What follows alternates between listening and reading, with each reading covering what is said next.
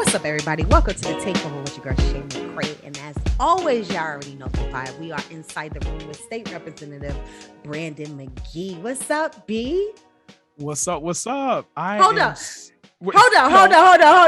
Before you get into that, yo, kudos to you. Did you really have the governor of Connecticut repost our show? Like, let's talk about that. Just for context, so people can understand.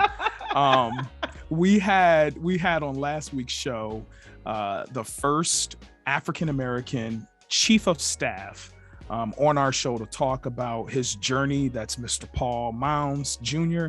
And it was kind of cool. You know, we posted our show, the governor retweeted it and reposted it on Instagram. Was awesome. It was very, very exciting.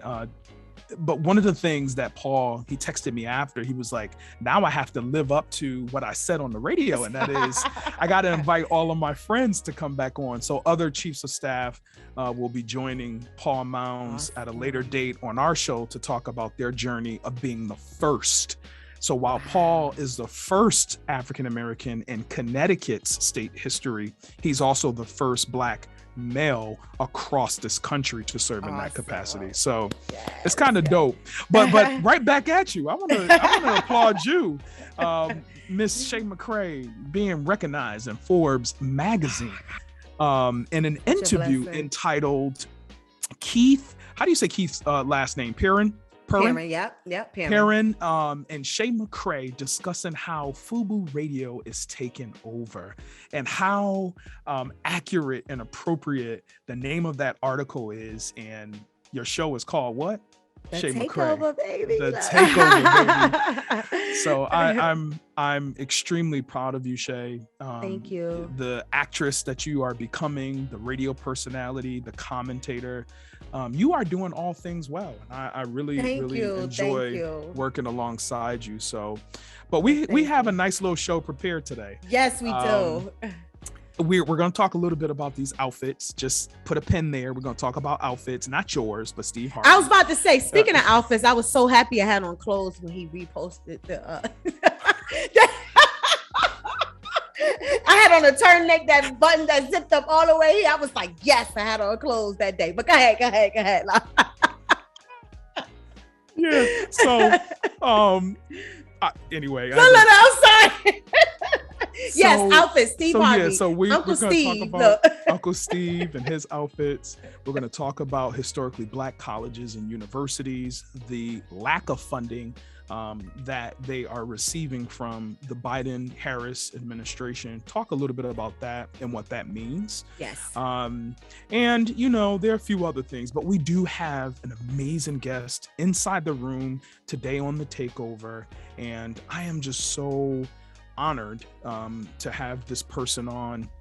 I had been following his Instagram page, all of his content with respect to mental health. Now I know, and he can correct us on this, but I know Mental Health Month awareness is like not until next year, maybe, I guess. But for me, it's become a bit more sort of in your face regarding the importance of mental health, especially within Black men in particular. And so I'm just happy he's on. Shay, if you want to talk a little bit about his background, but he probably will introduce himself, but I just think it's important to talk a little bit about our special guest that we have. Yes. Well, one of the things that gets me with him, first we're going to talk about this name change because he was born something else, but we're not going to get into that. However, he actually was given an athletic football scholarship, and looks like he was charged with a distribution of dangerous substance, class 2 felony, which brought along the potential of facing up to 20 years in prison. He was kicked out of college, obviously, because, you know, with those type of grants and funding, you can't be a convicted felon with that. So he lost his scholarship, but he was determined not to let this define him. So, I mean, through it all, and of course, going through this, there is some mental health challenges through this because you feel like you let so many people down that was rooting for you. You know what I'm saying? So he broke through his mental barriers, and here he is today. He's a licensed practicing therapist, as well as a life coach, living out his purpose and to help others cross the path and with to break free of the mental bondage and manifest their best life. So that's what I love about it. Sometimes we a lot of times we allow our past or what we get into define our future, and he didn't. So without further ado, I think we need to just bring him on. Let's talk to him. Let's see how he did it. How did he overcome these barriers so he can get the word out to teach others how to do this as well, because there are still men that's struggling with this. There's a lot of men and women, okay, but more men. Yeah, I would say, though, in his story, and I'm sure he's going to be able to unpack it a little bit more when we come back from a break, but like his ability to possess, or rather really commit himself to grit and persistence and resiliency, like going back to college, and now he has his master's and like he's doing some amazing things. He'll share with you his platform and how to connect with him. But again, we have none other than he calls himself Barry B, but we'll talk about, his name. Talk about that. Okay. His name is kind of cool and why he changed it. I know. I like his original name, his birth name, but we'll get into that. Let him tell his story. So you guys keep it locked. Don't go nowhere. It's the takeover.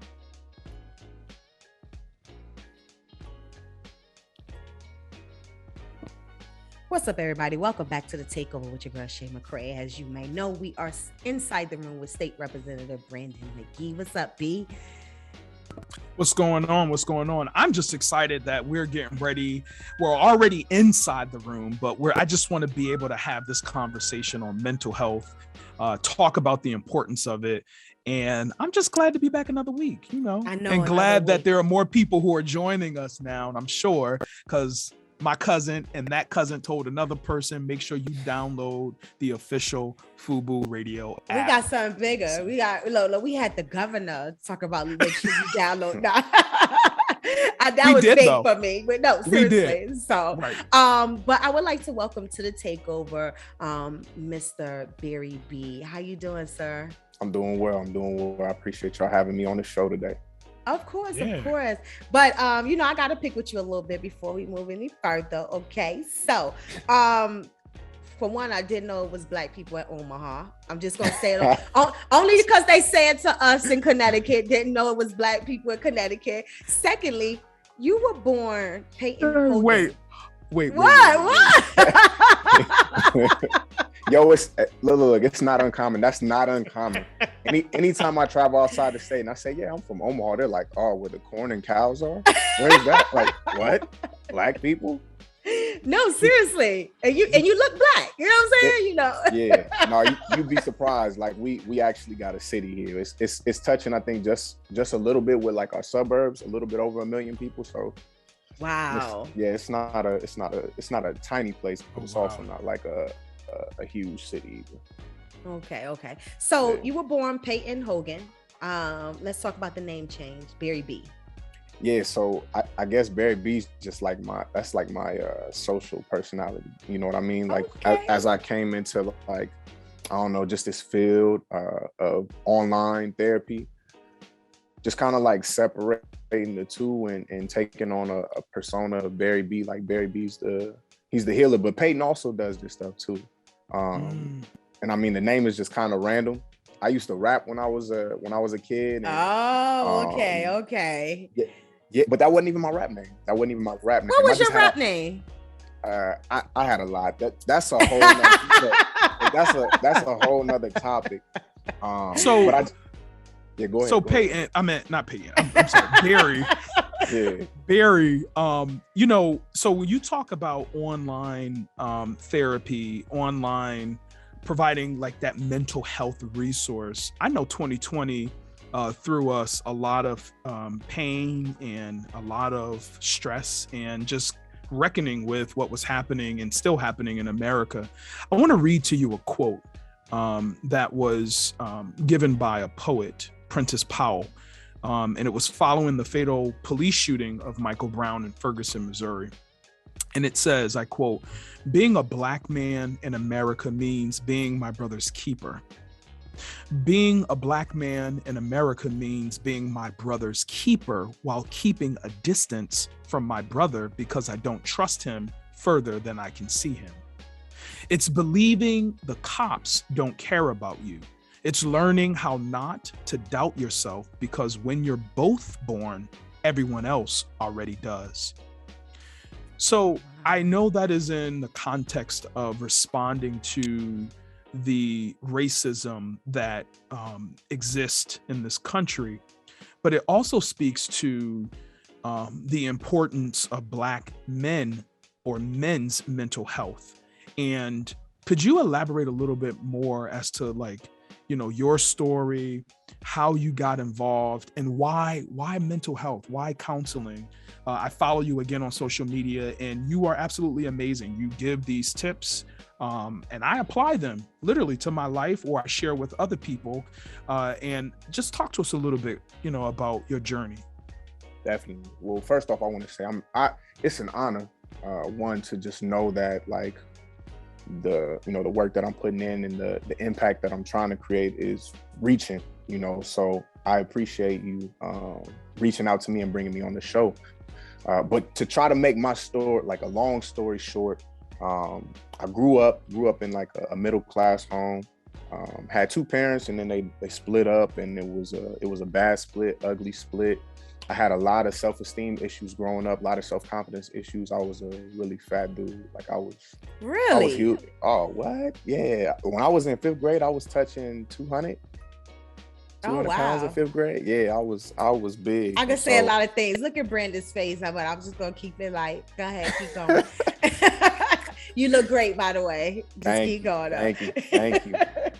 But that eventually led to me just developing some coping mechanisms. So when I would get sad because I would get bullied for being fat, yeah, I eventually got tired of being sad and eventually got tired of crying. And so I started channeling anger, and started getting in things that could prove my toughness. I got involved with gangs and with drugs at a very young age. At the age of 12, I was selling drugs all the way up until college, which is what led to my charges.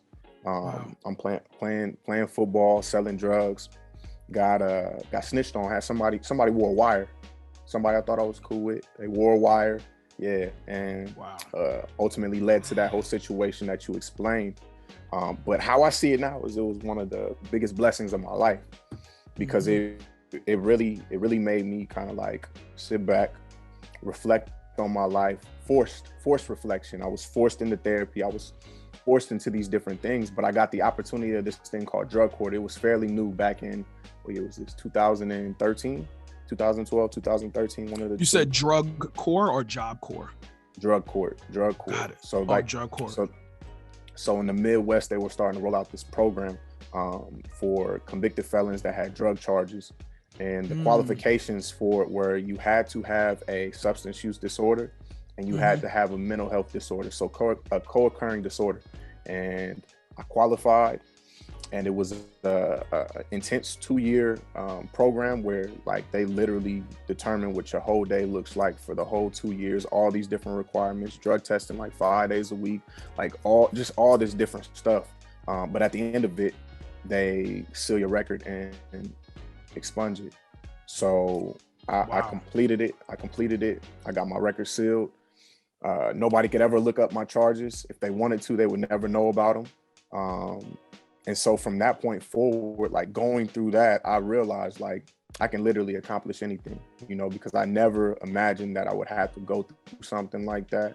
And then also just all the things that I learned through it, going to therapy, being forced to do that for 1.5 years, all these different things ultimately led me to this field that I'm in now. Because before then, all I saw myself doing was smoking weed and chilling with the homies. So let me ask you, what was your original sentencing? We never made it to that part. I was going to try to take it to trial. I was going to try to, because I thought I knew it all. I was like, man, I could beat this, blah, blah, but I'm guilty as ever. And I remember I didn't have any money because a few months before, this is crazy. I was not in my right state of mind. A few months before, I got booked on some other charges. I was possession of a quarter pound. I was traveling with it. And had to spend. I wish everybody could see our face. We're like, whoa, okay. I mean that, yeah. But I got that bump down through an attorney, and so like, out of cash, couldn't pay for an attorney for this next one, so I had a public defender. But my public defender went to bat for me. She's like, you know what, we're gonna try to figure this out. Blah blah blah blah blah. And she's the one who found out about the drug court opportunity. Wow. So the case goes on hold until you go to this program, and then they come back and bring it back into court. Awesome, amazing. So is that available in every state? Okay. Well, no, I'm asking. No, good question. I don't know. That was a good question. I want to know too. I know in over here in the East Coast, in the state of Connecticut, and I'm sure in Atlanta, Georgia, there are intervention type programs that will help sort of, eliminate that next step of going to jail. Let's see if we can help this person, because you were, I'm assuming, a first time offender. Mm-hmm. Okay.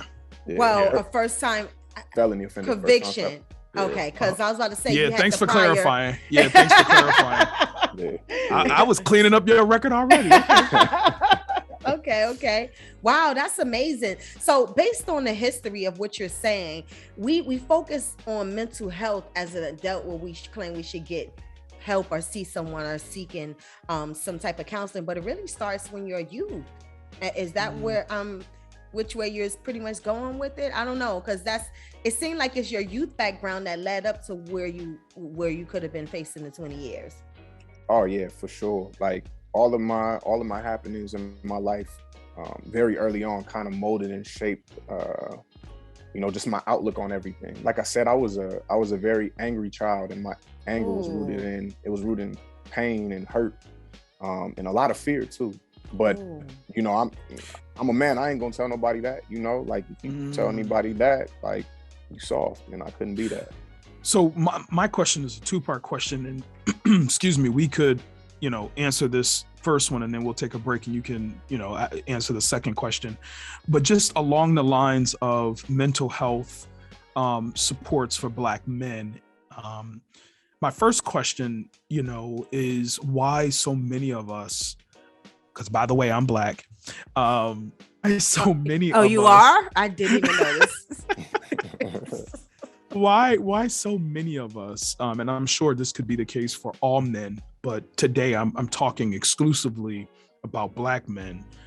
Why so many of us are afraid? I'm not going to say that we don't want it. I'm asking, why are we afraid to go there and to seek the help that's needed to make us and help us to be a better person? And then I have a second one, but I can ask that on the other side of the break. For sure. So I'm actually published. I was on a research team, and I think our article was in the American Journal of Men's Health. It was in there like this last June or May, one of those two. And we did our whole research topic on that. It was like, why do Black men not seek out services? We're 20% more likely to suffer from some type of psychological disorder, but less likely to access the services there. And just like being on that research team, some of the things that we noticed are the representation in the field. You know what I mean? And that also is kind of what led me to become a therapist. Like I was working with kids that were in the juvenile justice system while I was finishing up college, and I was like, man, I relate to these kids, and I related on a whole nother level. And I worked with people who didn't necessarily relate to them, and they would just be like, they're so bad, and they're this and they're that, and why do you get to, like, why do you think it's okay to hang with them or talk with them like that? And I'm like, I just relate to them. They felt comfortable with me. And so that's something that we see when it comes to mental health. Like, we have I think as a Black man, and even a Black woman, we have a completely different experience from what the norm is when it comes to mental health.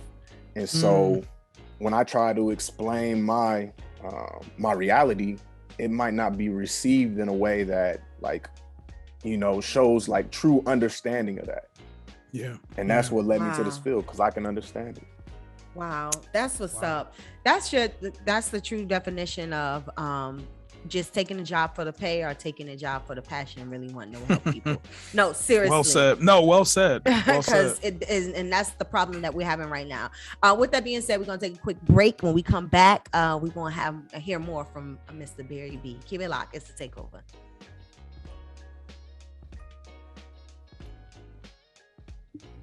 Welcome back to the Takeover with your girl Shay McCray. And of course, we are inside the room with State Representative Brandon McGee and Mr. Barry B. I'm telling you, that is amazing. I'm not sure you guys heard the last break, but he talks about the passion of really relating and wanting to help the children that's in juvenile and so forth and dealing with mental health and not just seeing it as a job. Because I don't know about you, but I want my pastor to probably have went to jail or something. You know what I'm saying? So I could understand. No, I'm dead serious. You know, those are the pastors I could relate to more. Not to say I've been in jail or nothing, but like who's been through it, who had struggles, real life struggles that you're preaching to. How could you tell me how to overcome an addiction and you have never even experienced it? You don't even know what addiction is. You know what I mean? Yeah. So thank you so much.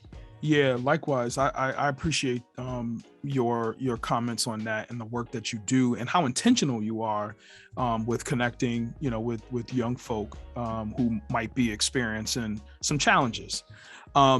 So like I said on the other side of that break, I wanted to ask you part two of my two-part question.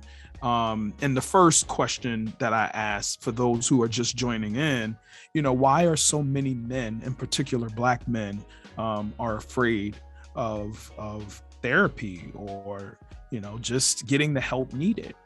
And of course, Barry shared with us from his very, you know, research background, why. And my second part to the question, and maybe you can just quickly just go over your response to the first question for those who just joined in.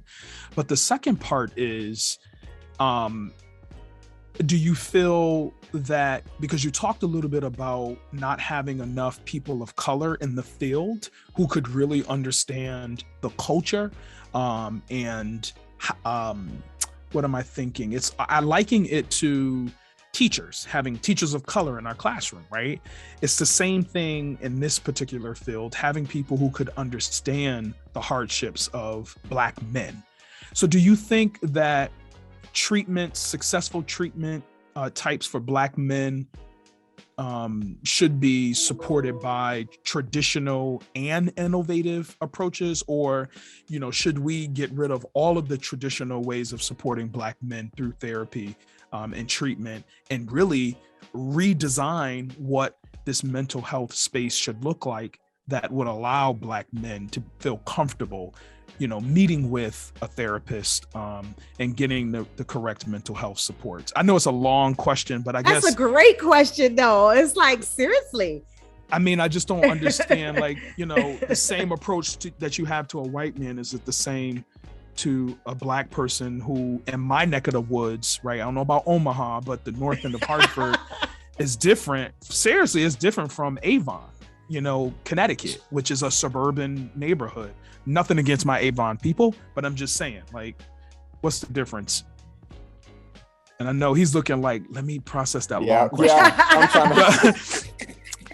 No, because you talked about in your research, right, that you found that there weren't enough people of color in the space that would even lend itself to the comfortability of Brandon McGee wanting to get support from a therapist. Why? Because I don't see people like me, and I'm already, shame on me, but I'm already judging, like, you don't know where I come from. This is why it's easy for you, Barry, to go into juvenile justice, or what is it called? Youth. Yeah. What is it called? I was at a day reporting center, but I get what you're saying. Yeah, you get what I'm saying. Because they probably like, wow, he looked like us. He looked like us. Yeah. Wearing this t-shirt, you know, looking like a bodybuilder. But you know what I'm saying? I ain't want to talk about that, but you know. And he's speaking truth to power, and he's really providing hope, you know. So what, like, does the traditional or the innovative approach to supporting Black men wanting treatment, which of it works, or does it take a combination of those types of treatments to support Black men? Yeah, well, I say like, there's no reason to reinvent the wheel. but you can always make a better tire. You know what I mean? Like with treatment, the biggest part in any therapy or any therapeutic like relationship, they say that it really doesn't matter what the treatment is. Any treatment can work. What's more important is the rapport that you're able to establish. If you can establish rapport with somebody, then you can really start to tap into their mental. But if there's no rapport, like everything that you're saying is either in one ear, out the other, or I'm like standoffish to you. Like, I ain't really trying to listen to what you're saying. You know what I mean? So the big thing, no matter what type of like therapeutic approach is being used, rapport is essential. And you mentioned like when we have like teachers who don't represent like people who look like us, it's huge. It's huge. You have teachers who might live like here. My city is not much different from yours. I'm telling you, like we got the hood. Like I live in the hood. I got the hood too. Yeah, I'm in the hood. I live in the hood. know that's like, I believe it. Me too. Me too. You know what I'm saying? And it's like we got teachers who are in the hood who live in the suburbs, teaching these kids and labeling them as either putting an IEP, slapping an IEP on them because you can get an extra $20,000 per IEP, and then that follows them for the rest of their life. And then they're sending them to ISS or after school or whatever because they have behavior issues or they're not learning correctly. And it's like, okay, you would understand why this kid isn't learning correctly, or you would know how to approach these kids and get different results if you actually lived here, if you actually understood where they was coming from. One of my homies, he's a teacher at a middle school, and he's from the mud. You know what I'm saying? He's from the mud, and I think he's won Teacher of the Year the last 3 or 4 years in a row at his school. Wow. Yes. So it goes back to how you started. It's all with the rapport, building relationship and trust. And so having said that, how does one get in touch with you since you provide online services? What's the best way? Do you have social media, which I know you do, but please share it with folks so that go ahead. People can reach me at my Facebook. It's Barry B. That's Barry B. His stage name, y'all. Yeah, stage name. Y'all don't reach out to my government and you won't get nothing back. You won't. And it ain't nothing personal, but you just won't. But Barry B, like the B, so BEE on Facebook, but then on Instagram, TikTok, all of those other platforms, it's Therapy with Barry B. And that's what types of services do you provide? Like, what does it look like? Is it free? Does insurance pay for it? What's your clientele? Are you working with young people or just all people? Are you only working with Black men? Like, help us understand so that our audience understands the importance of it and have the resource readily available to them. Yeah, so I don't discriminate with my clientele. I got couples, I have older couples, I have older clients, younger clients, kids. I have everything. Like my clientele is a buffet. You know what I mean? You get a little bit of everything in there. As far as pay, I don't do insurance. I do private pay and sliding scale. So my private pay is actually pretty low compared to what most insurance co-pays are. And I did that on purpose so people could have more access. And I just rather not deal with insurance. It's a whole nother headache in a box. What about system referrals? Like say if a juvenile system or program refer to you, do you take payment from them, or is that something that you're funded for? Yeah, no, just payment from them. So I'm solo dolo really with what I'm doing. I have a partner, but we're solo dolo. It's all me. Okay. That's good. Now, did you see an increase in utilage of your service during the pandemic? Yeah, great question. Yeah. I mean, especially from children. Yeah. I would say actually when the pandemic happened, I saw services decrease. I saw services decrease. I think a lot of people didn't necessarily know what they were experiencing when the pandemic happened. You know, I think on one hand, people were happy, like, I don't got to go to work. I got this check coming in, like, you know, I'm cool. But then when things started to open back up, that's when I really at least saw like an influx, because now the checks stopped. Like talks about the eviction notices is coming, like all, and I think that's where things started to come back and people trying to figure out like what this normal is now, because I remember for like 6-7 months, especially with kids, the normal was I don't got to go to school. And then all of a sudden I got to go back to school and I got to sit in class and I got to listen to a teacher. Not me. I got 2 kids. You have 2 as well, right? I got like 5, man. Okay. Well, praise the Lord. I know that's right.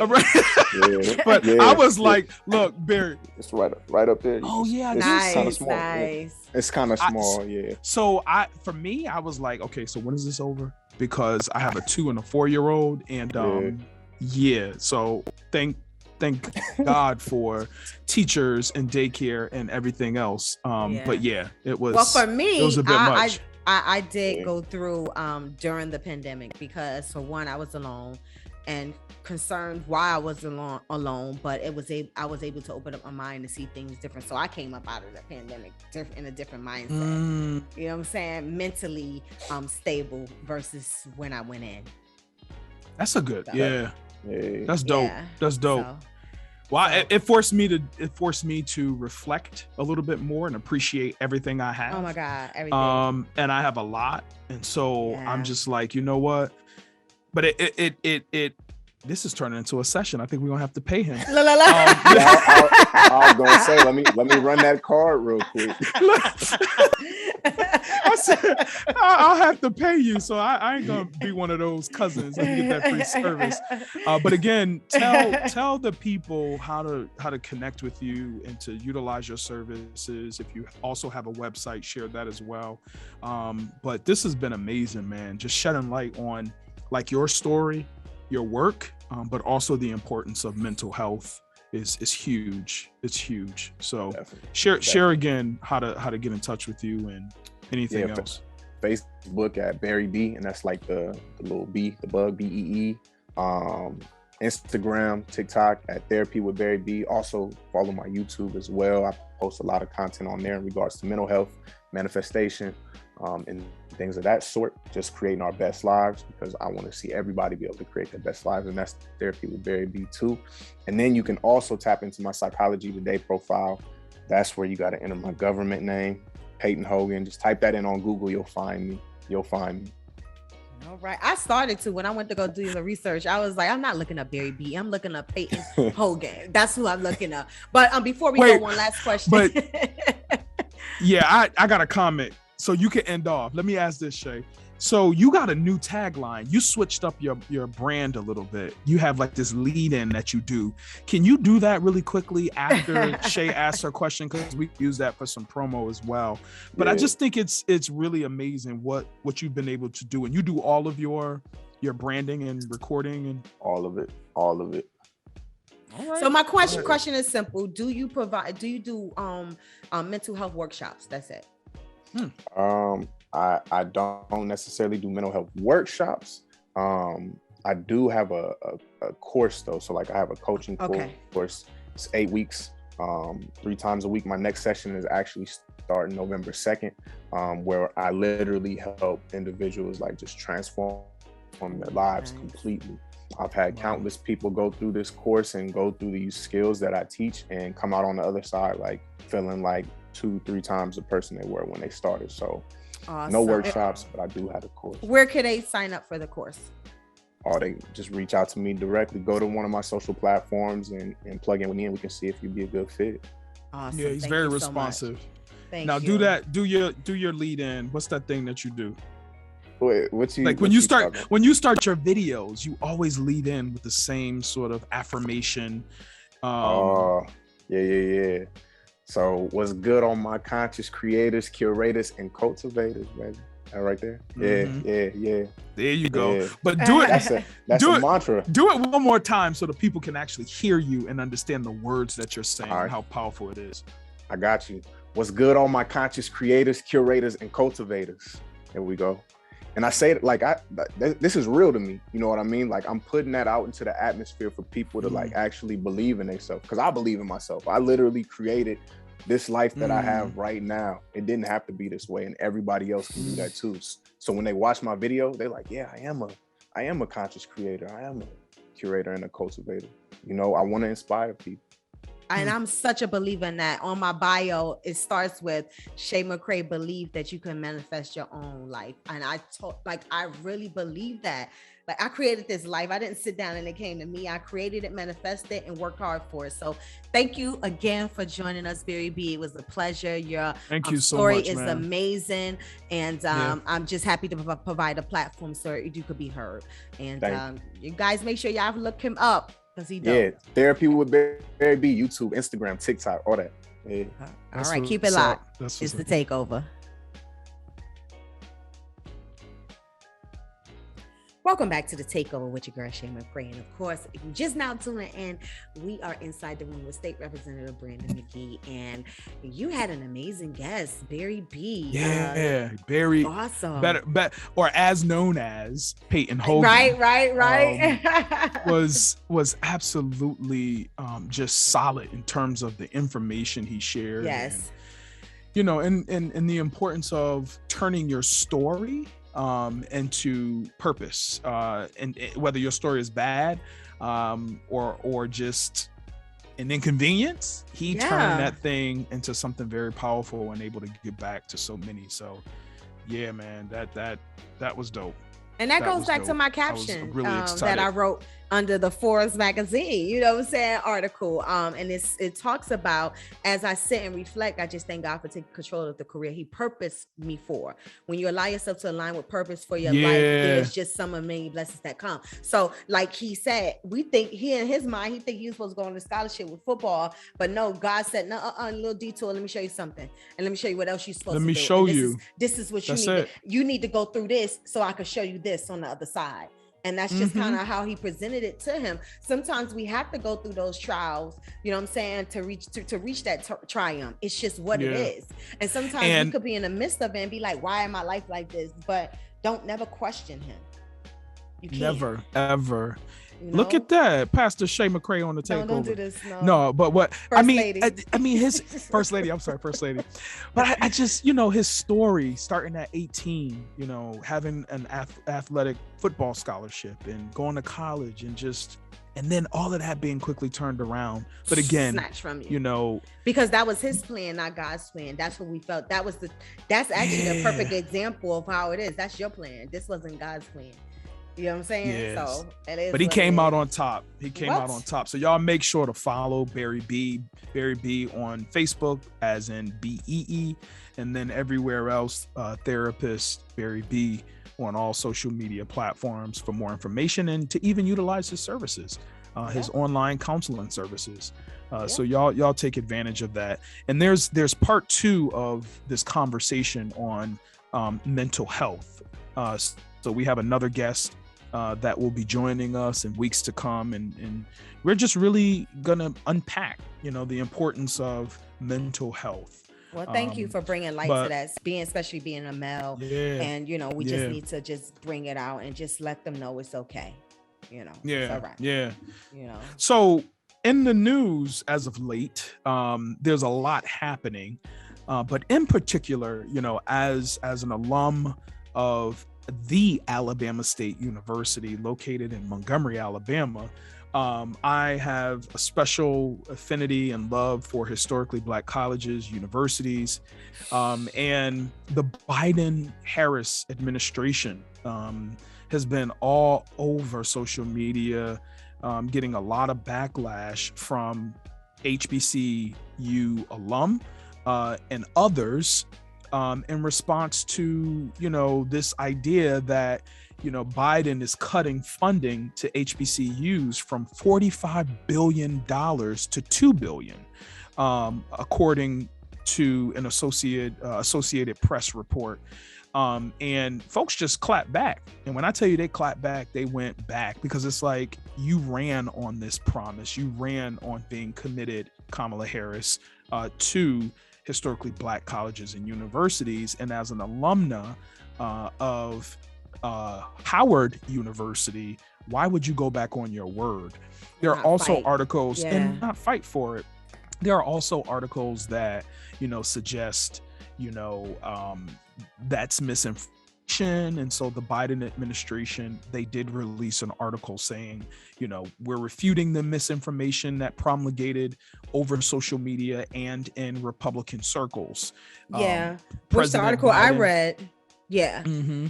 The article I'm reading on HBC 24, it said, no, there are no proposed funding cuts for HBCUs in Biden's Build There you go. Back Better plan. Mm-hmm. So, I mean, hopefully that's true. And, as a sitting politician, sometimes it requires some pressure from outside to help folks remain true to what they said. And so kudos to everybody on social media. And I also want to publicly thank Bishop Jamal Bryant, who is the pastor of a very large church in the city of Atlanta, or the city of Georgia. And I just, city of Atlanta, excuse me, I do know my geography, city of Atlanta. And, a person who has been fighting on the front lines for a long time, Jamal Bryant, took his advocacy to social media and applied pressure, alongside so many others. So I'm hoping that this is not true, and that the $45 billion with a B billion dollars that was promised to HBCUs will be fulfilled. So that's a scary cut. Yeah. Yo, who you telling? Very who scary. You telling? What could happen with that? So Miss, Madam Vice President Kamala Harris, an alumna of Howard University there in DC, please honor what you said and advocate for the funding needed to keep the doors open of many of our Black institutions in higher ed. So we'll keep you posted on that. We will keep you posted on. Yeah, on we're gonna. that. I know you're gonna follow that story. We'll be back up on that. Absolutely. Quick update though on the eviction, and then I know we got to get up out of here. Any updates on the eviction? Yeah. Absolutely. There are so many people on local levels, just really struggling as we near the end of the resources provided to renters. There are new programs being introduced in many of the states, thanks to the Department of Housing, Urban Development there in DC. They've released in Connecticut, I would say, $123 million to support homeowners. So those individuals who have fallen on hard times as a result of COVID, they too can apply to the government to receive some relief. So I'm really excited about that. But, what's really concerning for me, at least, is those individuals who still have not found a place to lay their heads. They've been evicted.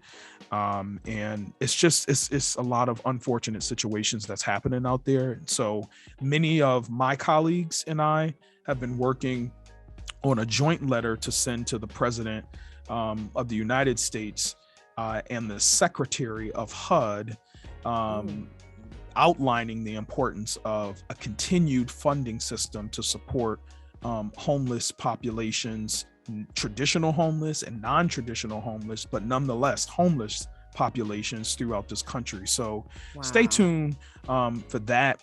I'll also, Shay, be in Atlanta in the coming weeks. There will be a national conference coming to Atlanta. So I can't wait, because we're going to have some really, really great interviews with some of the top Black officials throughout this country. So I'm really excited about that. Yeah. But can we talk about Uncle Steve and a few other people? Uncle Steve be doing it. Only thing I could say is this. Auntie Marjorie had my shoes on, those YSLs with the feathers on. Those, I have those.